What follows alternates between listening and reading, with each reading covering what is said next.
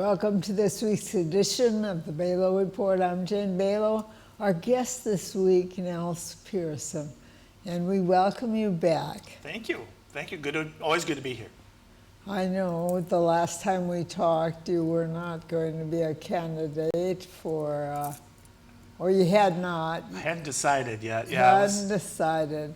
Yeah, it was right after we found out that Congressman Hagedorn had passed away, and I didn't think it was really a good time to have those conversations yet, but we have since decided to throw our hat in the ring, and we've got 20 candidates running for Congress down here in Minnesota's 1st District, 10 Republicans, 8 Democrats, and then there are 2 candidates running from parties that are just interested in legalizing marijuana, and so 2 separate political parties. So they actually move on to the August 9th special election, but in the May 24th primary, both the Democrats and Republicans will narrow it down to 1 candidate from each of those tickets and be on the August 9th special election.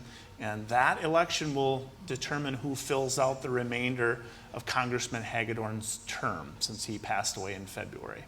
And then they will run again in the fall.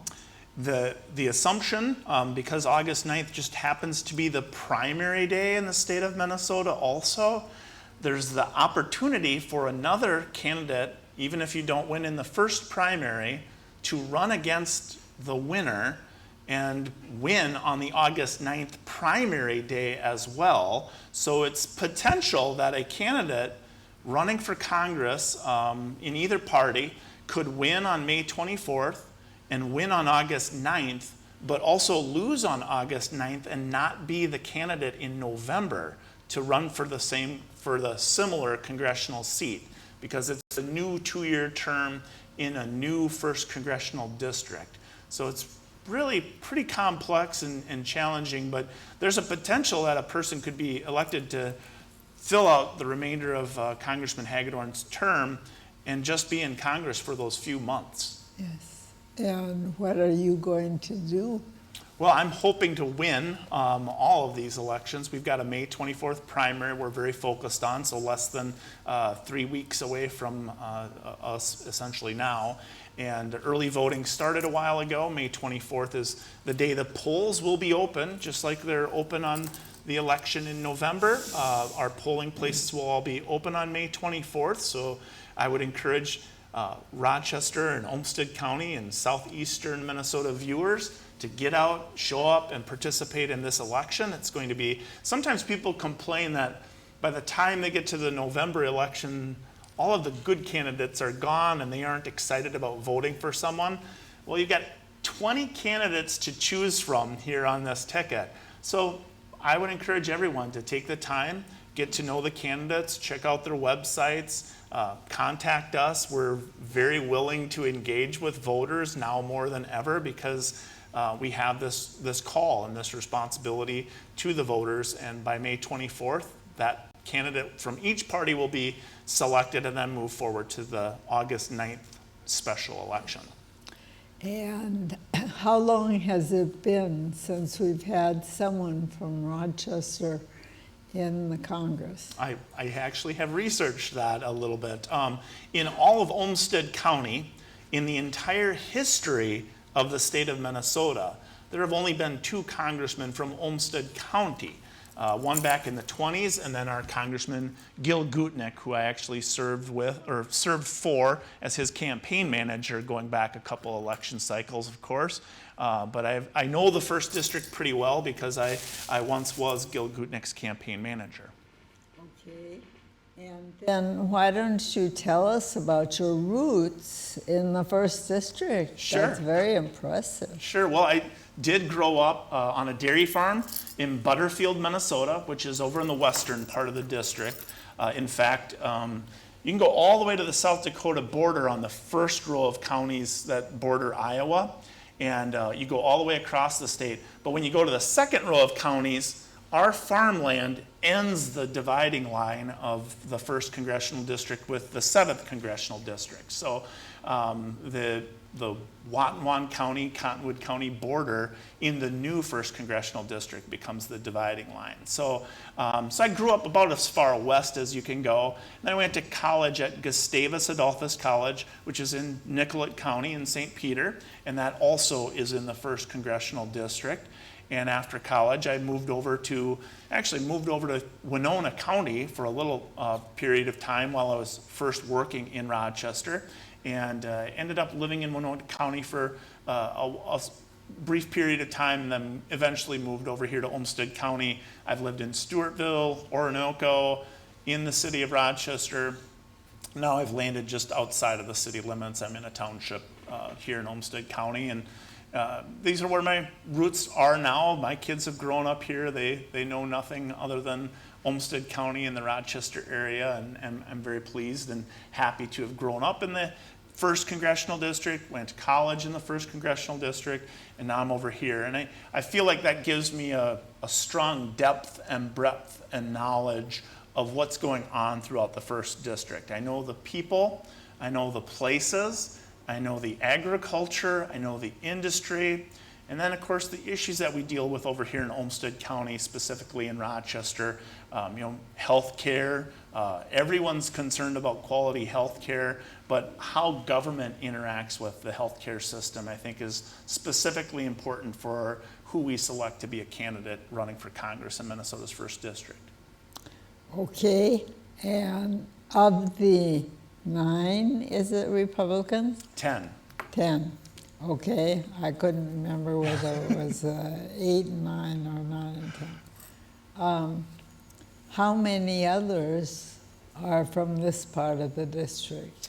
There's one other candidate that's from this area without a lot of legislative experience. He's the first time he's run for anything. Seems like a decent enough fellow. He lives in Rochester here.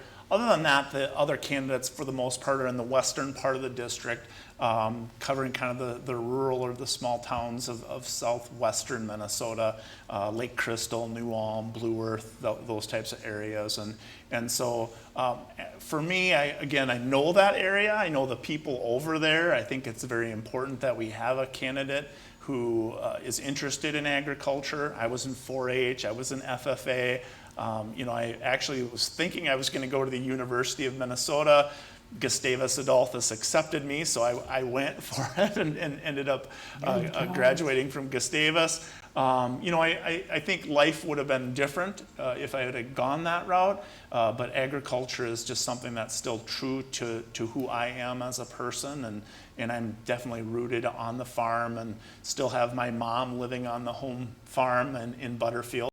My brother he's an older brother, so he kind of let me know if he was going to take over the family farm, and I was going to have to find a different path. So here we are today, and after 8 years serving in the Minnesota State Legislature, I would say honorably serving Olmsted County for the past 8 years, we're looking to take those same values and take them out to Washington, D.C. instead of up to St. Paul. Let's talk about national issues just for a few minutes before we go to Minnesota. But national interests, what's your biggest priority? Well, I think I talk to people every day who are dealing with the pain at the pump. They're dealing with inflation. These are real issues that are hitting families hard. And while unemployment is low, there's only so many hours you can work in a week, and the incomes have not kept up with the inflation. And so a lot of people are hurting right now, and we've got to get that under control. The price that we're paying at the pump is something that I think is not just hurting our economy from the personal level, but on a macro level, it makes us less competitive globally. If we can get our energy costs down, we can compete in manufacturing, we can be more efficient in a lot of ways, and just create a more competitive nature. So when products are manufactured here in the United States, they're going to be priced competitively and profitably so that we can be competitive on a global scale. Because that's one of the things we're kind of like handcuffing our own industries here in the United States with high energy costs, high regulations, and we're at a time, I think, in our economic climate where we need to really pull back on some of those restrictions and let the American workforce, let the industries innovate and create and come forward, and we can still do it in an ecologically friendly way. I'm often concerned that when we don't do things in the United States in an ecologically friendly way, they're just going to be done in other parts of the world in not so friendly of a way to our environment. And so that's something I've always been concerned with.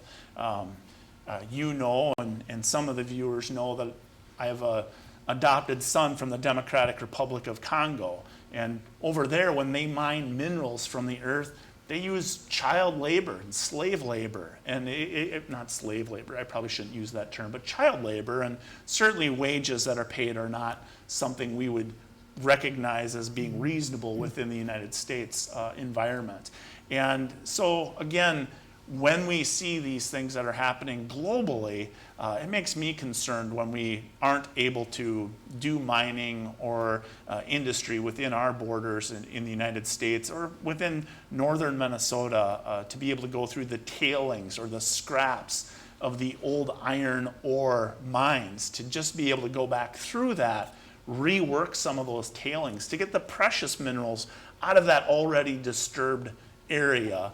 And try to make sure that we're able to come up with the minerals that we need for our cell phones or our electronics or our, the medical devices that we're putting into our hips or our joints, all those types of various things.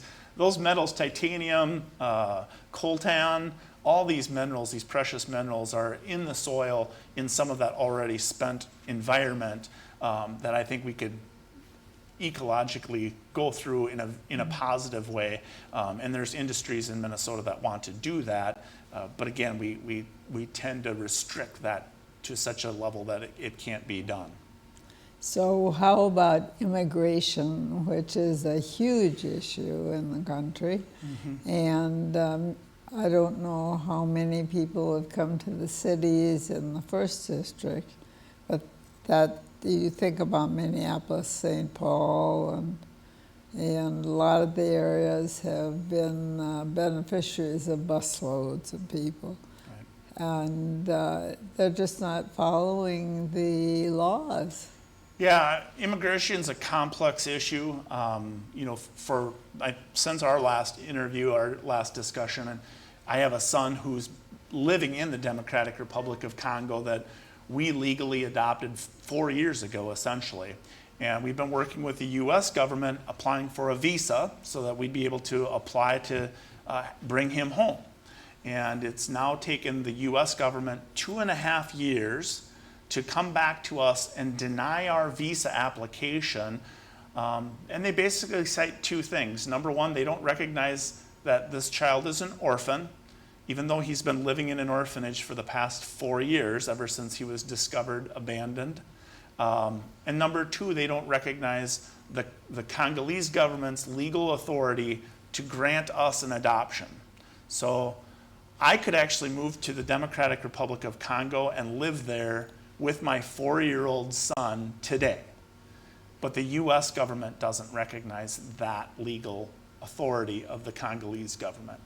And so the frustration for someone who's trying to go through a legal process, which there are a lot of people here in Rochester who have gone through that process or know people who have gone through that process. And when you contrast that process with what happens on our southernmost border and people being able to come across the border without any documentation, and they're handed cell phones to make sure that their journey is safe, or they're basically being given assistance and brought, like you say, into different parts of the country. It's challenging, and at the end of the day, we need to, as a country, have the tough conversations that revolve around immigration. We need to, number one, be able to control who is coming in and out of our borders. Virtually every other country on the planet at least controls who's coming in and out of their borders at a certain basic level.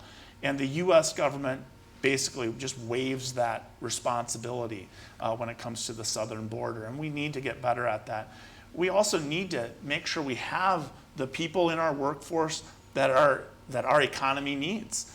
We have, physicists, we have doctors, we have all kinds of people all around the world who want to come to the United States. And we need to look at a more merit-based system and control and make sure we're regulating and also not doing a brain drain from some of these countries because, again, that knowledge and that we can't just be the only beneficiaries globally of the most talented, most educated people around the world. We want to make sure the whole world is lifted up. And our country, though, should be able to control and have those conversations around immigration. And it's an important conversation to have.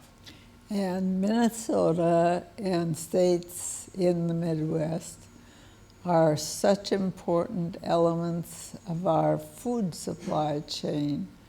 Mm-hmm. And they're worrying about a food shortage. And how do you tell people that you're from the food producing area?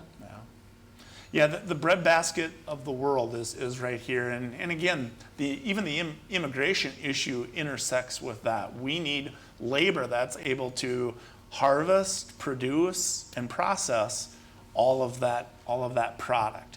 With what's going on in Ukraine, there's fears of shortages of wheat and all of the grains that are grown in that very important agricultural area for the whole globe.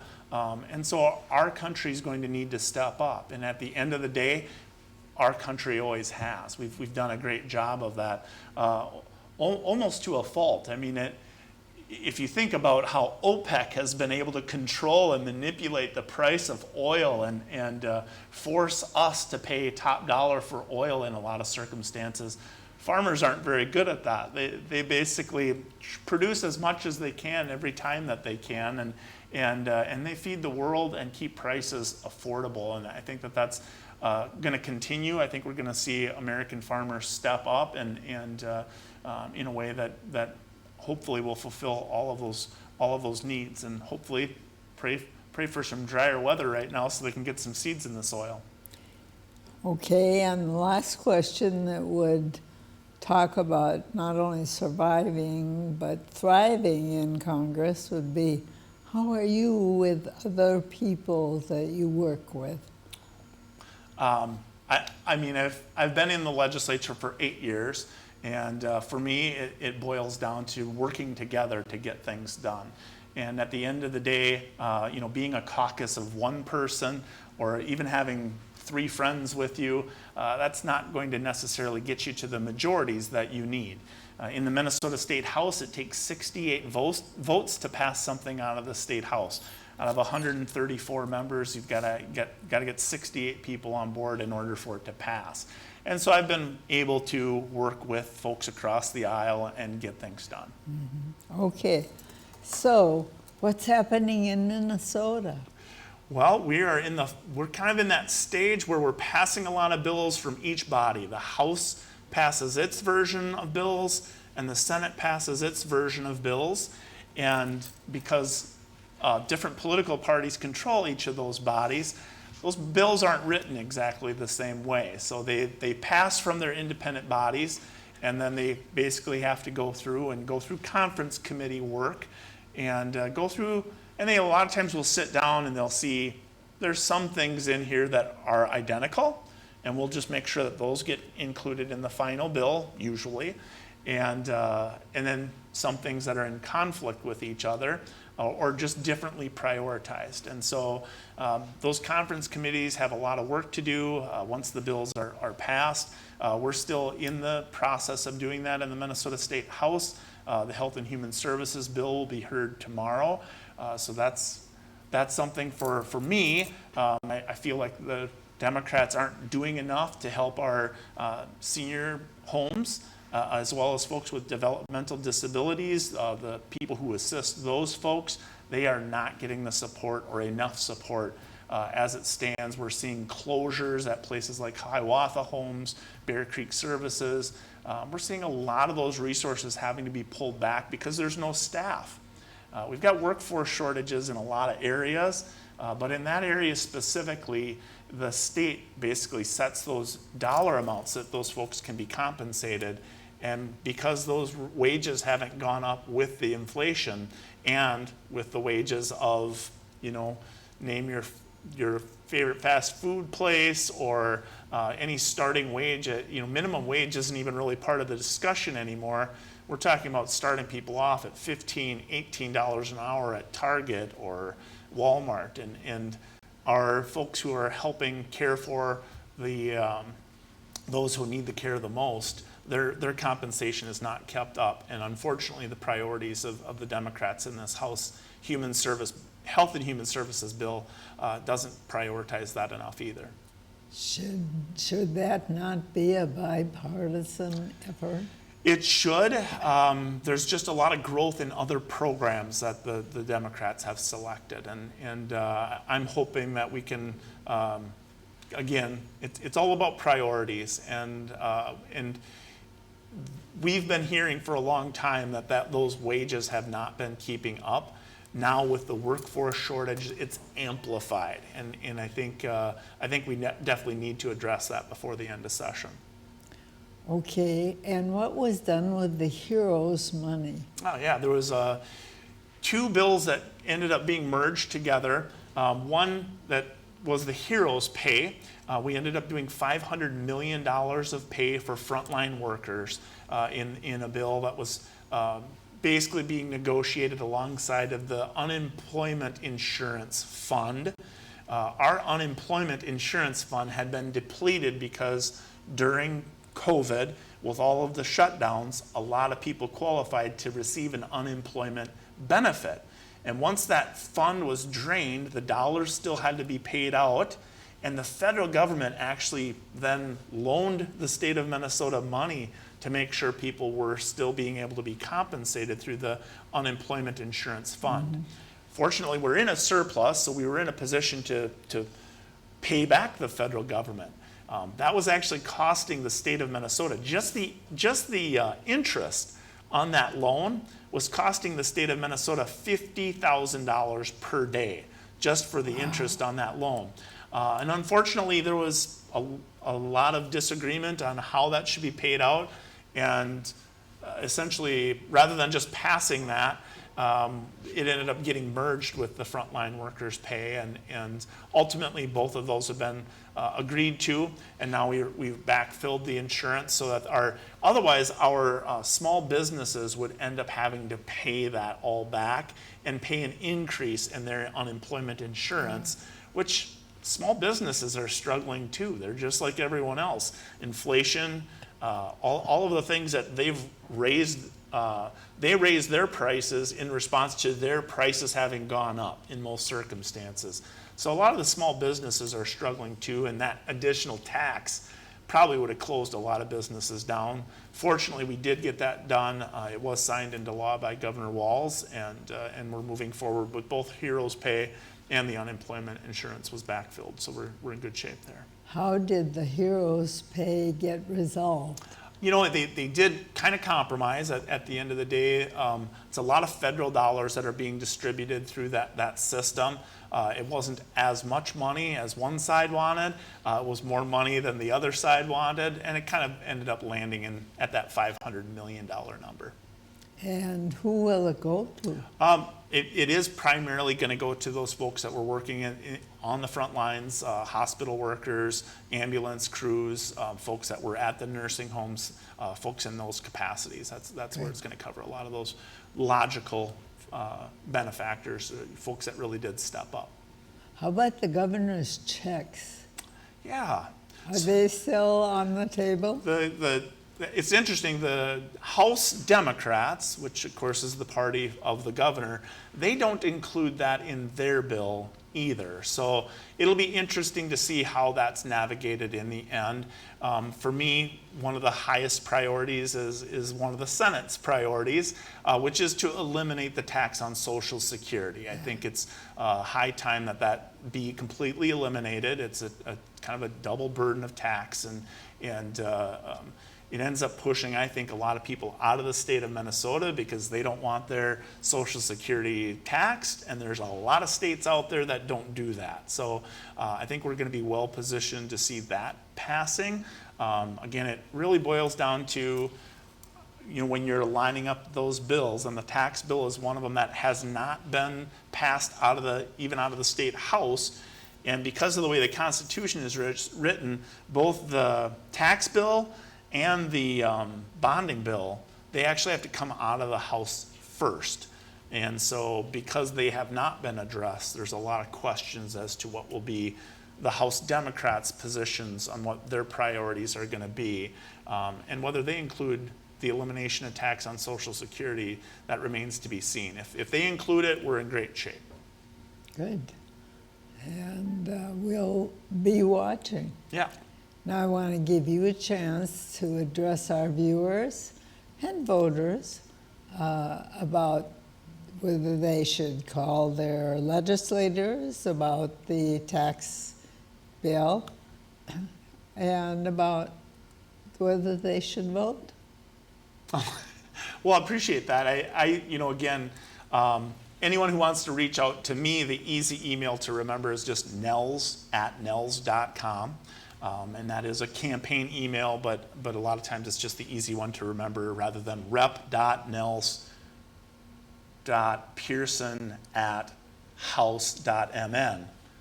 Now you know why I say nels@nels.com is the easy one to remember.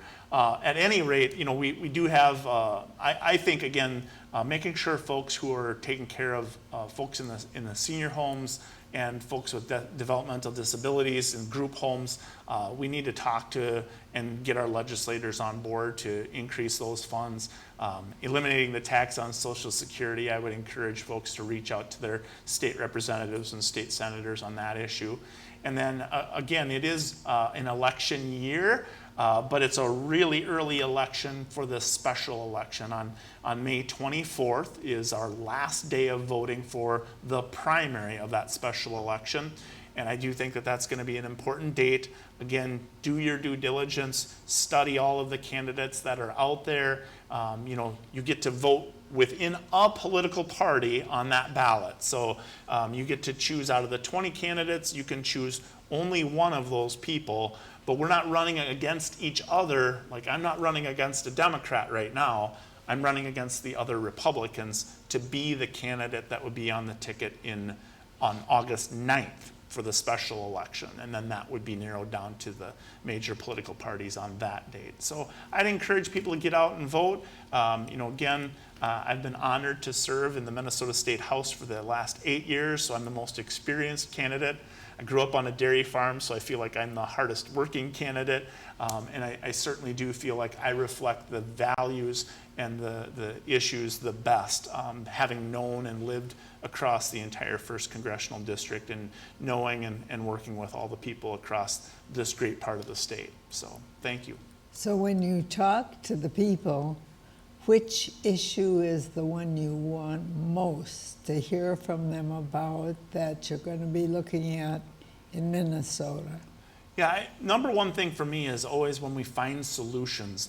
And sometimes that's just releasing the burden of government, getting government off of my back sometimes. For years, I've been representing townships here in Olmsted County, and one of the regulations for the townships is they have to map where all of the water flows from each drainage ditch to the next, and they have to map that every year. Well, they have to actually hire engineers to determine all of this and come up with this. And the real question that they always have brought up to me is, what does anyone ever do with it? They do all of this work because it's a state requirement, it's a state regulation, and they pass that on to the taxpayers of the townships. And at the end of the day, that really just sits in a file somewhere, and even though it doesn't change much, they have to redo this every so many years, and it creates a burden. It's those types of burdens when government's coming into your business, into your life in any capacity, and we don't actually see any benefit from that. Those are the things that we really need to have those tough conversations and determine how can this be done better? If government were operating at the speed and the swiftness of the private sector, I think a lot of those regulations could get eliminated, and we could see better efficiency, better product, and at the end of the day, better service to Minnesotans. Because if we can't afford to pay people to work in a group home because we're spending money on all of this engineering that never gets looked at, then our priorities need to be adjusted. And those are just basic examples of what I'd like to bring to what I've brought to the legislature and what I'd like to bring to Congress. Good. Thank you, Nels Pierson, and thank you for being with us today and bringing us up to date on Minnesota and your plans for the national government and the first district in Congress. And so we'll take your advice and be sure that people vote among the 10 Republicans. All right, thank you for being with us. Thanks for your interest in Minnesota, its politics, its legislature, its surplus. And we'll be with you again next week, same time, same channel. In the meantime, have a very good week and have a very good night.